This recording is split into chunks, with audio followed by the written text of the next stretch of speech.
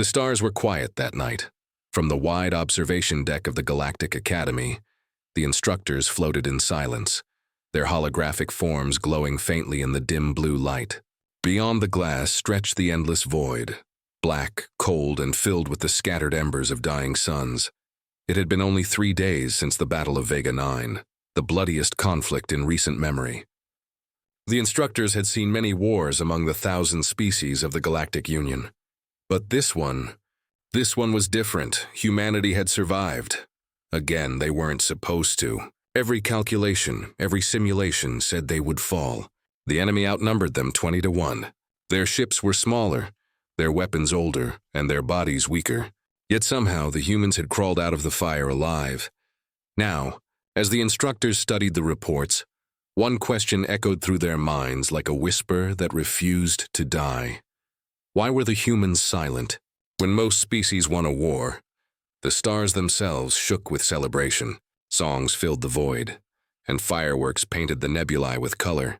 Victorious fleets broadcasted their pride across systems, declaring their glory to anyone who would listen, but not the humans.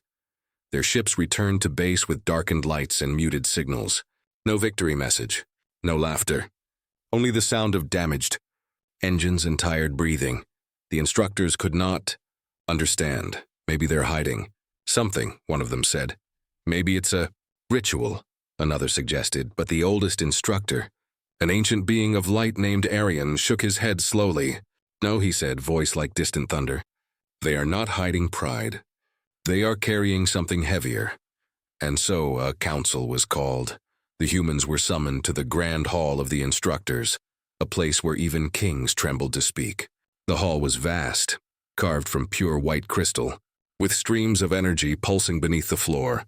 Captain Rhea Voss, the human commander who had led the defense of Vega 9, walked into that hall with a straight back and cold eyes.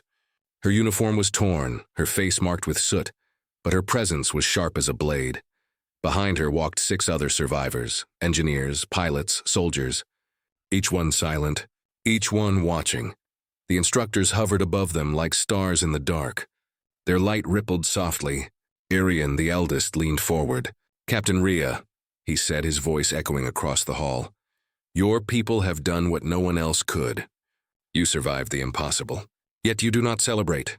You do not even speak. Why? Rhea lifted her eyes to meet his glow. For a long moment she said nothing. The silence stretched until it became heavy, almost painful. Finally she spoke. Her voice was calm, but carried something deep beneath the surface. We don't brag about survival, she said. One of the instructors blinked in confusion. You do not celebrate victory? Rhea's gaze was distant, as if she were staring through them, seeing something far away, something terrible. There is no victory in survival, she said quietly. Only memory. A whisper spread through the council. What does that mean? One instructor demanded. Rhea didn't answer. But one of her crew members, a young pilot named Leon, spoke up. His voice trembled slightly.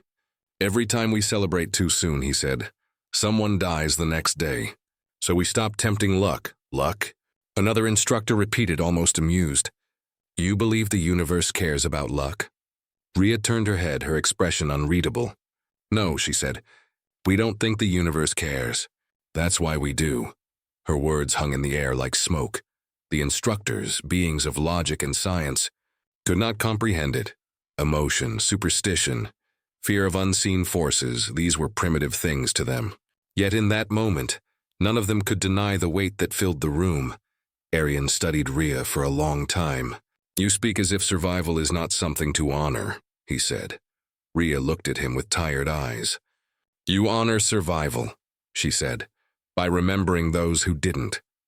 The hall grew completely silent. Even the energy streams beneath the floor seemed to slow. After the humans left the chamber, the instructors remained behind, their light dimmer now. For centuries, they had studied countless species, predators, empires, civilizations that had risen and fallen like waves, but none were like the humans. None carried silence as a banner. None treated victory as a wound. They do not celebrate, Arian finally said, breaking the silence. Because celebration is for those who believe the fight is over. And for humans, never is, the others said nothing. They simply drifted apart, lost in thought. Outside, on the human ships anchored near the academy, the crew moved quietly through the corridors. Some repaired the damage. Others sat in silence, staring at the stars. No music played. No voices rose. But in the quiet hum of engines there was a feeling, a strange, heavy peace. Captain Rhea stood by the viewport, her hand resting on the cold glass. The reflection of her face mixed with the distant glow of Earth. Her thoughts wandered to the names written in the memorial logs, the ones who hadn't made it. She whispered softly, "We made it through again." Then, almost like a confession, she added, "But not all of us." The stars gave no answer. They simply burned, silent witnesses to another human miracle. Back in the council chamber, Arian watched the stars from afar. The human fleet moved like a shadow against the void, scarred, weary, and unspokenly proud. He thought about the question once more. Why are humans silent after survival? Now he began to understand. Because for humans, survival was never the end of the story. It was only the beginning of the next battle. And as the instructors gazed out into the dark, that thought echoed across the stars. A question that no longer needed an answer. The war had not started with a warning. It came like a shadow moving across the stars, silent, unstoppable, and merciless. The enemies were called the Varkesh, a reptilian race known for one thing only, destruction. They believed mercy was weakness, and they saw humanity as a disease that needed to be erased from the galaxy. The attack began at the Vega 9 colony, a small mining world at the edge of human space. It was not a strategic location, but it was home to 50,000 civilians and a handful of defense ships. No one expected the Varkesh to strike there. When the first human distress signal reached the fleet, it was already too late. The colony's surface burned like a dying sun. Captain Rhea Voss stood on the bridge of her ship, the Ardent, staring at the hollow map as red dots filled the display. "Enemy signatures everywhere. Evacuate the civilians," she ordered. Her voice was calm, but her eyes were sharp. Buy them time. Her crew obeyed without question. They all knew what the odds were. 9 human ships against an entire Varkesh armada. It wasn't a battle. It was suicide, but no one left their post. The first wave of fire hit them like a storm. The shields screamed under the pressure. Consoles sparked. The deck trembled. Still, the humans fought back. Their weapons were outdated, their hulls already cracked. But they didn't stop. The enemy commanders laughed through the comms. "You fight like dying animals," one hissed. Rhea replied, "Maybe, but even dying animals bite." Then she cut the channel and gave the order. "All ships, attack pattern Delta. We're not going down quietly." The Ardent spun through space like a wounded predator, firing plasma bolts into the heart of the enemy line. One by one, human ships fell, but each time one exploded, it took 2 Varkesh ships with it. Hours turned into eternity. On the colony surface, the remaining civilians hid in underground bunkers as fire rained from the sky. A young engineer named Mara worked frantically to restore the broken defense grid. Her hands shook, but she whispered the same words over and over. "We hold until they come." And they did, even half destroyed. The Ardent and the Helios descended through the burning atmosphere, providing cover for the evac shuttles. The sky turned orange from plasma fire, but somehow, the ships made it down. When Rhea stepped onto the blackened ground, she saw children clutching their parents, eyes wide with fear. Soldiers stood shoulder to shoulder, guarding them. No one spoke. There was no room for fear anymore. "Captain," one of her lieutenants said, "we're outnumbered. There's no chance." Rhea stared at the horizon where enemy dropships were landing like falling stars. "Then we make them pay for every step," she said simply. The battle on Vega 9 became legend. For every human that fell, 10 Varkesh followed. They used the terrain, the wrecks, even their own damaged machines as weapons. The ground was scorched, the air thick with dust and smoke. When the ammunition ran out, they fought with knives, with bare hands, with sheer will. And then, the skies split open. A second human fleet arrived, not for victory, but for evacuation. The reinforcements found Vega 9 in ruins, but they also found something else. Survivors. Rhea and her crew had held the line for 2 days straight without food, without sleep. Only 1/3 of her forces remained alive, yet against all reason, they were still fighting. When the final Varkesh cruiser broke apart and burned into the atmosphere, Rhea didn't cheer. She didn't even speak. She just looked around at the silence, the graves, the ashes, the empty helmets lying in the dirt, and whispered, "It's over." But deep inside, she knew it wasn't. Not really. The instructors, far above the stars, watched the entire battle through their crystal monitors. Their minds, vast and logical, couldn't process what they saw. "How?" one whispered. "How do they endure this?" Irian, the elder instructor, observed quietly. "Because they have something no simulation can measure," he said. "They have grief." He watched as humans collected the names of their fallen before tending to the wounded. Not a single human smiled. Not one shouted in triumph. They only worked, steady, quiet, and broken. "They should have died," another instructor murmured. Every projection said extinction. And yet, Arian said softly, they lived. Because they refused not to. Back aboard the Ardent, Rhea sat alone in the command chair. The bridge lights were dim, flickering from damage. She held a small piece of metal in her hand, a nameplate from one of the destroyed ships. Her pilot, Leon, approached quietly. "Orders, Captain?" "Take us home," she said. He hesitated. "We won, didn't we?" Rhea looked at him, tired eyes, voice flat. "We survived." "That's not the same thing." The pilot nodded and said nothing more. The engines roared softly, pushing the broken ship toward the distant blue marble of Earth. Days later, when they arrived at the academy, the galaxy waited to celebrate them. Reporters, historians, even alien dignitaries had gathered to witness humanity's great victory. But when the humans walked down the docking ramp, silent, eyes forward carrying the ashes of their dead, the celebration froze. No songs, no speeches, just the quiet sound of boots against steel. The crowd didn't understand it then, but the instructors did. They saw in those humans something terrifying and beautiful. A strength born not from pride, but from pain. And in that silence, they realized humanity hadn't just survived the war, they had changed it.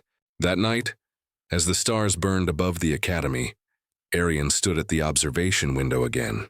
"The war they shouldn't have survived," he whispered, "is the one that will define them forever." The younger instructors looked uneasy. "You think they'll ever stop fighting?" one asked. Irian smiled faintly. "No," he said, "because survival isn't a moment for them.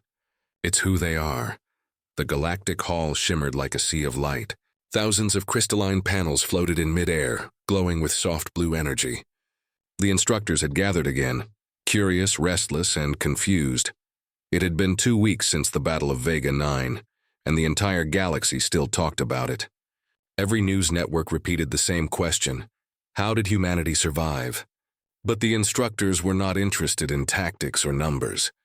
They wanted to understand something deeper, something they couldn't calculate. Why were the humans so silent? Captain Rhea Voss stood before them once again. She wore a clean uniform this time, though the faint scars on her face told the truth of Vega 9. Her expression was calm, but her eyes carried a quiet fire. 7 of her officers stood behind her, each representing the last survivors of their fleet. No one spoke. High above, the instructors floated in a circle of light, their voices echoing in unison. Arian, the eldest, began the questioning. "Captain Rhea," he said softly, "your people achieved the impossible. Against all logic, you lived. Yet when you returned, you brought no music, no glory, no words. Why?" Rhea looked up at him. "Because words can't fix what we lost," she said simply. The chamber grew colder. The instructors glanced at one another through ripples of light. "Loss?" one asked. "All species lose in war, yet they celebrate survival. You do not." Rhea took a slow breath. "Celebration doesn't bring back the dead. It only makes the silence louder." Her voice echoed across the hall, soft but sharp enough to cut through every layer of sound. One instructor, young and proud, floated closer. "You humans are strange creatures," he said. "You win battles, yet act like you've lost them." This time, Rhea didn't answer. Instead, the youngest member of her crew, Leon, spoke. "We've learned something the hard way," he said quietly. "Every time we celebrate survival too soon, someone else dies before the next sunrise." The instructor tilted his glowing head. "Coincidence?" "No," Leon said. "Memory." A strange silence filled the room again. The instructors, beings of pure reason, couldn't understand the logic in those words. They existed to measure, to predict, to explain. But this silence, it was beyond science. Arian's voice broke the tension. "So you fear joy?" Rhea shook her head. "We don't fear it. We respect it. Joy is something we earn when the fighting is truly over. And for us, it never really is." Her answer lingered in the air. One instructor's light flickered uncertainly. "You mean, you do not believe in peace?" Rhea's gaze softened. "We believe in peace," she said, "but we know it doesn't last. That's why we don't tempt luck. Every survivor carries the weight of those who didn't make it. Our silence is their memory." Arian studied her closely. His glowing form pulsed gently. "In our archives," he said, "we record victory through celebration. You humans record it through mourning." Rhea's eyes met his. "We record it through silence," she corrected. "Because silence is honest. Doesn't lie. Doesn't pretend that survival is victory." The instructors exchanged long, uneasy glances. Their light dimmed slightly. None dared speak for several moments. When they finally did, it was Arian again. "Your kind is difficult to teach," he said softly. "You question everything." Rhea gave the faintest hint of a smile. "That's how we learn." Later, when the session ended, Rhea and her crew walked down the long corridor of glass. The light beneath their boots rippled with every step. None of them spoke for a while. Finally, Leon broke the silence. "Do you think they'll ever understand us?" Rhea didn't stop walking. "Maybe," she said. "But not today." Leon frowned. "Then why do we bother explaining?" Rhea looked at the stars through the transparent ceiling. "Because someday they'll face something they can't explain either. And when that day comes, maybe they'll remember us, and our silence." Up in the observation chamber, Arian remained alone. The other instructors had left, but he stayed, still replaying Rhea's words in his mind. He turned toward the holographic projection of Earth, a small, fragile world surrounded by darkness. "How can a species so fragile survive in a galaxy this cruel?" he whispered to himself. The question wasn't for anyone in particular. But somehow, deep in the vast silence of space, it felt like the stars were listening. He opened the battle recordings again. He watched humans fighting with broken ships, wounded hands, and fearless hearts. He watched them pull their wounded from the flames, refusing to leave anyone behind. And then he saw it, what the reports had missed. Every time a human fell, the others didn't cry or scream. They paused, just for a moment, a single heartbeat of silence. Then they moved again. That pause wasn't weakness. It was ritual. Arian finally understood what their silence meant. It wasn't emptiness. It was respect. It was memory. It was the only way humans could say, "We survived." But we remember. Days later, when the human ships departed from the academy, the instructors stood on the observation deck to watch them go. As the fleet moved away, not a single transmission came from the humans. No farewell, no song, no celebration, just silence. But this time, the instructors didn't find it strange. They found it. Humbling, Arian's voice broke the stillness. "Perhaps we've been teaching for too long," he said. "Maybe it's time we start learning." And as the last human ship vanished into the darkness, the instructors bowed their heads, not in confusion, but in quiet understanding. For the first time in galactic history, the teachers had learned from their students, and the lesson they learned was silence. The stars faded behind them as the human fleet drifted through the quiet darkness. Engines hummed softly, the sound like a heartbeat in the void. Captain Rhea Voss stood alone at the viewport of her cabin, staring at the distant blue light of Earth. It was small now, just another dot among billions, but to her, it meant everything. For others, Earth was a planet. For humans, it was a memory. The ship lights dimmed as night mode began. The crew slept, exhausted after weeks of silence and ceremony. Only a few engineers moved through the lower decks, whispering as if afraid to disturb the ghosts that traveled with them. Rhea couldn't sleep. She hadn't slept properly since Vega 9. Every time she closed her eyes, she saw the same faces. Soldiers who never made it to the shuttles, engineers who stayed behind to keep the power running, civilians who looked up at her with trust just before the sky fell. She pressed her palm against the glass and whispered, "We made it home." But not all of us. The stars gave no reply. A soft chime broke the silence. The door slid open and Leon, her young pilot, stepped in. His uniform was unbuttoned at the neck, eyes tired but kind. "Couldn't sleep either?" Rhea asked. Leon shook his head. "Every time I close my eyes, I still hear the alarms. The screaming. I thought it would fade once we got back." "It doesn't," Rhea said quietly. "It never does." He hesitated, then said, "Captain, do you ever wonder why we keep doing this? Why humans keep fighting even when it hurts this much?" Rhea smiled faintly. "Because pain reminds us that we're still alive. And being alive means we can still protect someone else." Leon looked down. "The instructors will never understand that, will they?" Rhea turned back toward Earth. "Maybe they will, someday.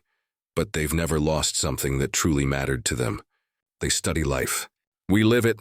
She opened a small drawer beside her desk and took out an old photograph. The edges were burned, but the image still showed a group of humans standing on a green field, smiling at the camera. Rhea was there, much younger, wearing a flight suit, her arm around a girl with the same blue eyes. Leon noticed. "Family." "My sister," Rhea said softly. "She died in the first Mars conflict. I was off-world that day." Leon lowered his head. "I'm sorry." Rhea shook her head. "Don't be. I made peace with it years ago. But that's when I learned what silence really means." She placed the photo gently on the table. After she died, there were no words that could make sense of it. Everyone kept telling me to move on, to celebrate her bravery. But I didn't want to celebrate. I just wanted silence. The kind that lets you breathe without breaking. Her voice grew quieter. "That's why we don't brag about surviving. Because every time we live through something terrible, it's like we borrow life from someone who didn't." Leon said nothing. He just listened. The hum of the ship filled the silence between them, like a soft, respectful pause. Outside, the fleet glided past the silver rings of a dead moon. In the observation deck above, a few officers gathered to look at the stars. They spoke in low tones, sharing stories, not of victory but of loss. One soldier traced names on a datapad, whispering each one before closing the screen. Another left a small metal charm near the viewport, an old Earth tradition for good luck. No one laughed. No one cried.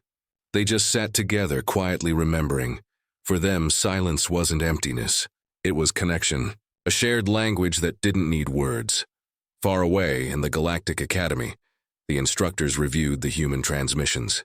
Irian watched the footage from the human fleet. No speeches, no music, just calm, wordless rituals. One instructor asked, "Why record silence?" "There is nothing to study," Irian replied. "Exactly. That is what makes it powerful. Silence is not data, it is choice." He turned toward the holographic image of Earth glowing faintly in the dark. "They remember their pain not to feel weak," he said. "They remember it to stay human." Back on the Ardent, Rhea sat beside the viewport, the photograph still on the table. She thought about all the things she'd seen, the chaos, the fire, the loss. And yet, despite everything, humanity was still here, still breathing, still watching the stars. She whispered almost to herself, "We remember the dead, but we keep moving for the living." Leon nodded quietly. "And that's what makes us human." Rhea smiled. "Exactly. That's what they'll never understand." The lights flickered softly as the ship passed through a band of cosmic dust. The faint hum of the engines filled the silence again. Steady, familiar, alive.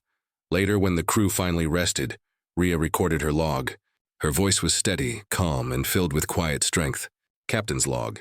We've survived another war. Vega 9 is gone, but humanity endures. The instructors still ask why we don't celebrate survival. I think they'll never understand that survival is not victory. It's responsibility. Every breath we take reminds us of those who no longer can. Maybe that's our curse, or maybe that's our gift." She closed the log and looked one last time at Earth. Its oceans shimmered faintly in the dark, glowing like memories made of light.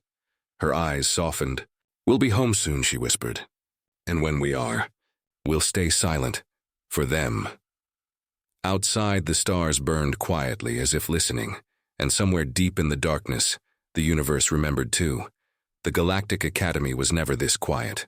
Even the air inside its crystal halls felt heavy, like the galaxy itself was holding its breath. The instructors had gathered once again in the observation chamber, their glowing forms circling the great table of light. Dozens of holographic screens floated in the air, each showing images of humanity, their ships, their faces, their silence. For the past 10 cycles, the instructors had tried to understand it. They had studied human language, emotion, and war, but there was still one mystery they couldn't solve. Why did silence follow every human victory? Arian, the eldest instructor, spoke first. Every time they survive, he said slowly, they go quiet. No celebration, no words, no joy.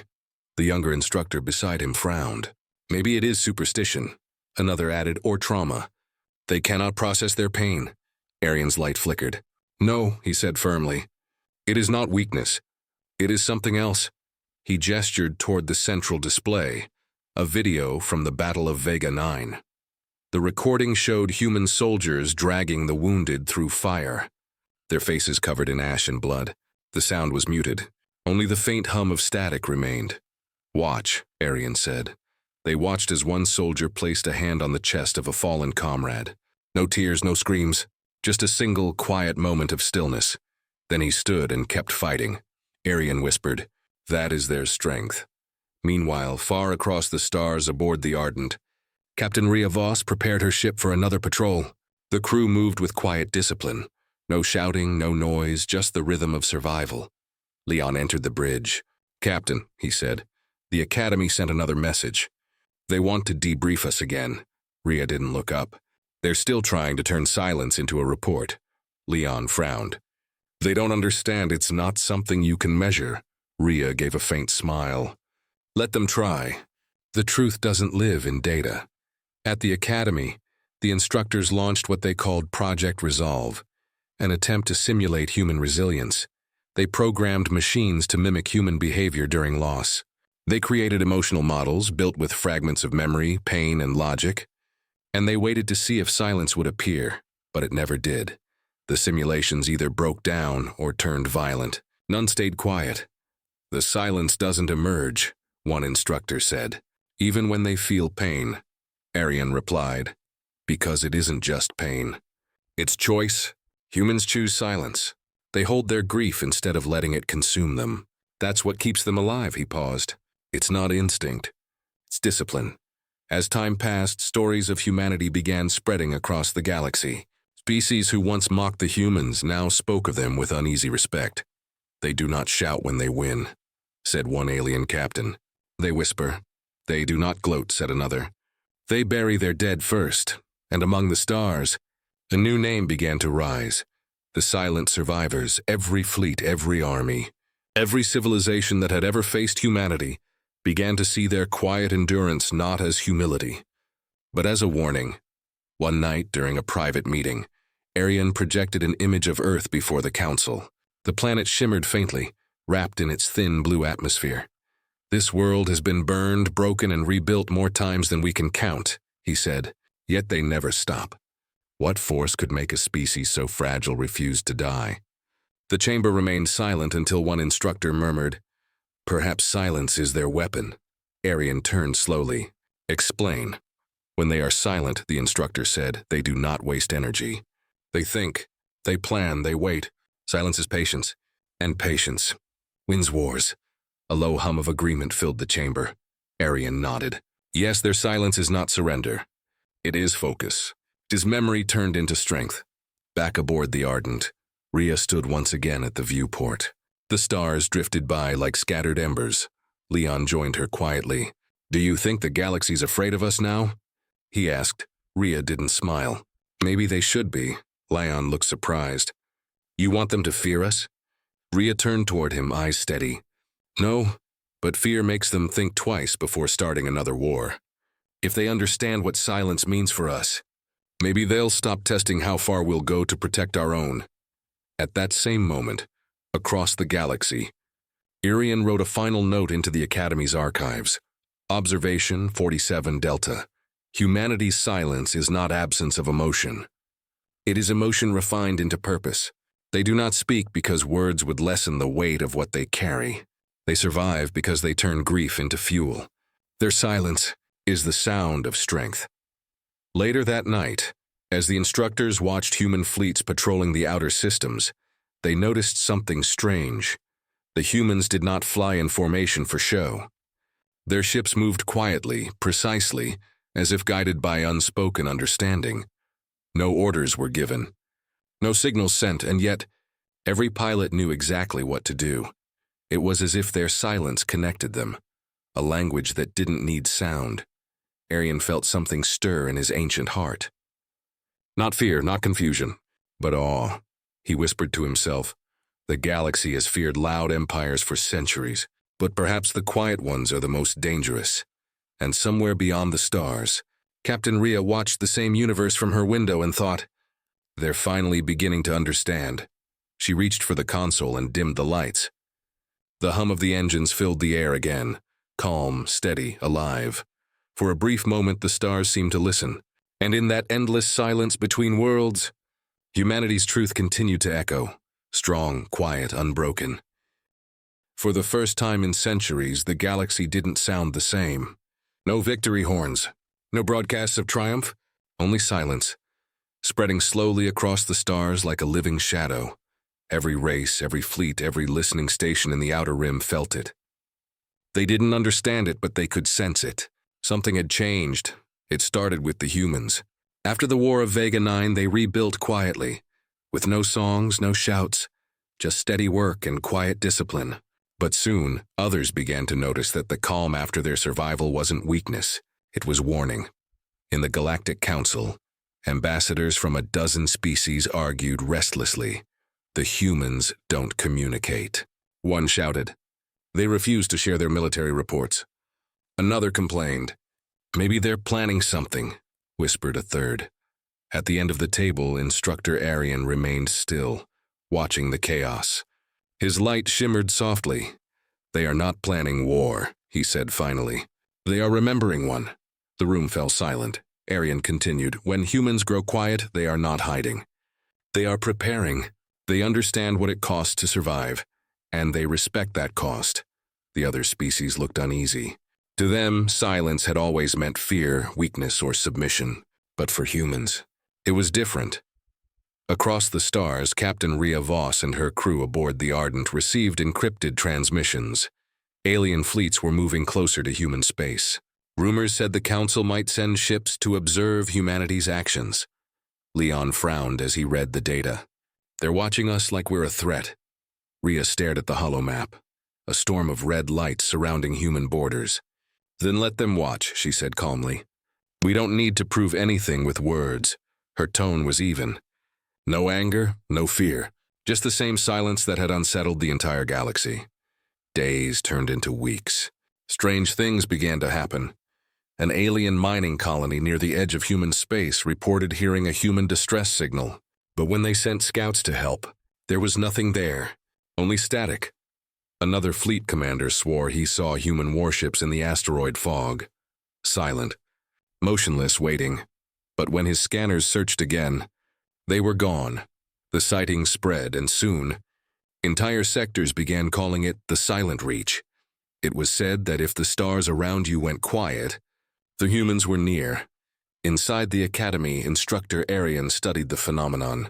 His assistants argued over the reports. It's fear, one said. They are imagining things. It's strategy, said another. Humans use silence as camouflage. Arian listened to them, then simply said, no, silence is their message. The others looked at him. He explained, when we speak, we seek control. But when humans stay silent, they already have control. They let fear do the talking for them. He turned toward the stars. That's why the universe feels so quiet now. Humanity has taught it to listen. Meanwhile, on the Ardent, Rhea stood with her crew before the observation deck. Below them shimmered the surface of a dying star, one that had nearly consumed their fleet months ago. Her voice was calm as she spoke. You know what they say about us out there? Leon nodded. They call us the silent survivors. Rhea smirked faintly. Then let's live up to it. The crew smiled, not with arrogance, but with purpose. They knew what the galaxy didn't understand. Silence was not emptiness. It was control, power, unity. As months passed, the Galactic Council grew restless. Armies were afraid to attack humans, not because of their weapons, but because of the uncertainty. No one could predict what the humans were thinking, planning, or waiting for. Even the bravest commanders hesitated. Because how do you fight an enemy who says nothing, but watches everything? Rumors spread again. Whispers that the humans had built something powerful in the outer systems. A weapon perhaps, or a ship, but no proof ever came, only silence. Arian knew better than to doubt it. He had seen their eyes during the debriefing. He had felt that quiet storm inside them. He stood before the council and said, "The more you try to understand them, the more you will fear them. They don't survive because they fight better. They survive because they remember better." He looked up, his voice soft. "When the humans go silent, the stars themselves begin to listen." That night, the council chambers went dark. Every communication relay in orbit flickered out one by one, and in that sudden, complete silence, a single human transmission broke through. No speech, no demand, just a faint, steady heartbeat. Boom, boom, boom. The sound echoed across every channel in the galaxy. It was not a threat. It was a reminder. The humans were still here, still watching, still surviving. Back on the Ardent, Rhea listened to the broadcast. Her lips curved into a quiet smile. "Sometimes," she whispered, "you don't need to roar to be heard." Leon looked out at the endless black beyond their ship. "The galaxy's listening now," he said. Rhea nodded. "Good. Let them." The engines ignited, lighting the darkness with a soft blue flame. The ship moved silently through the void, a ghost among the stars, carrying the calm strength of an entire species. And as they vanished into the night, the stars seemed to dim, not in fear but in respect, because now everyone understood what the silence meant. It meant humanity had survived once more, and the universe would never forget the sound of nothing. The galaxy had never been this quiet.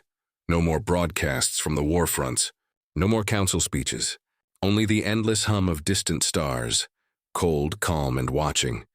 It had been months since the strange human transmission, the heartbeat that echoed through the void. That sound still haunted every civilization that heard it.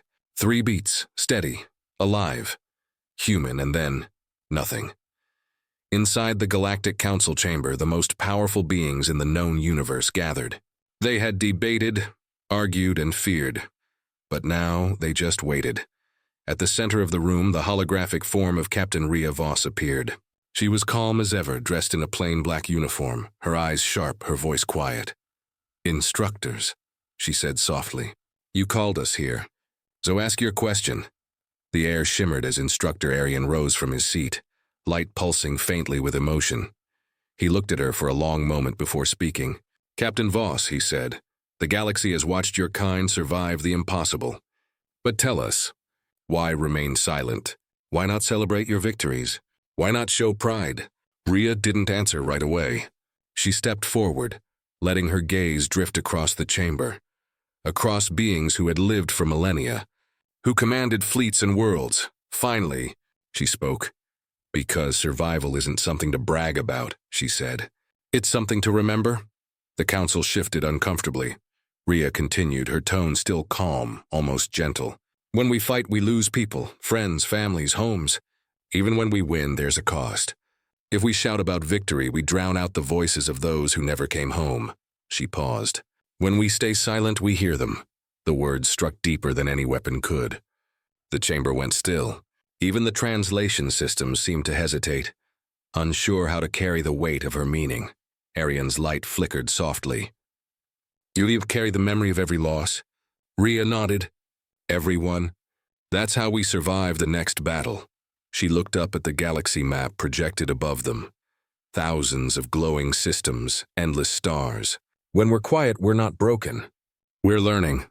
We're remembering what it takes to keep going when everything says we shouldn't." Silence filled the room again, but it wasn't uncomfortable anymore. It was heavy, meaningful, alive. Then, one by one, the instructors dimmed their lights, the traditional sign of respect in their culture. It was something they had never done for another species. Arian lowered his glow until it was almost invisible. You have taught us more than data or science ever could, he said quietly. Your silence is not emptiness. It is wisdom. Ria's lips curved in a faint, knowing smile. Then you finally understand. Outside the chamber, through the transparent walls of the station, Earth's small blue light could be seen far away, shining among the stars like a promise. The council members watched it in silence. For the first time, they didn't see it as weak or primitive. They saw it for what it truly was, the home of a species that refused to die, no matter how many times the universe tried to end them. Later that night, Arian stood alone in the archives.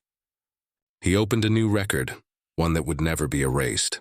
His voice, soft and full of awe, filled the empty hall as he spoke the final entry. Final observation. Humanity's silence is not the absence of sound. It is the sound of endurance. The echo of every soul that fought, fell, and rose again. They do not tempt luck because they know luck has limits. They trust silence because silence has kept them alive. He paused, then added one last line. When humans go silent, the stars listen. Back aboard the Ardent, Ria stood at the viewport once more. Leon joined her, holding 2 cups of coffee, handing one to her without a word. They stood side by side, staring at the endless black sea of space. Think they finally understand us? Leon asked softly. Ria took a sip and smiled faintly. Maybe, or maybe they'll just learn to be a little quieter. The two of them laughed quietly, not loud, not triumphant, but peaceful. Behind them, the hum of the engines filled the air like a heartbeat, steady and strong. Outside, the stars glowed faintly in the dark. A single pulse of light rippled through them, soft, rhythmic, like the echo of that human heartbeat. Boom, boom, boom. The sound carried through the void, a message without words, a message every civilization would remember. Humanity doesn't brag. Humanity endures, and as the galaxy listened, the stars themselves seemed to whisper back, "We hear you."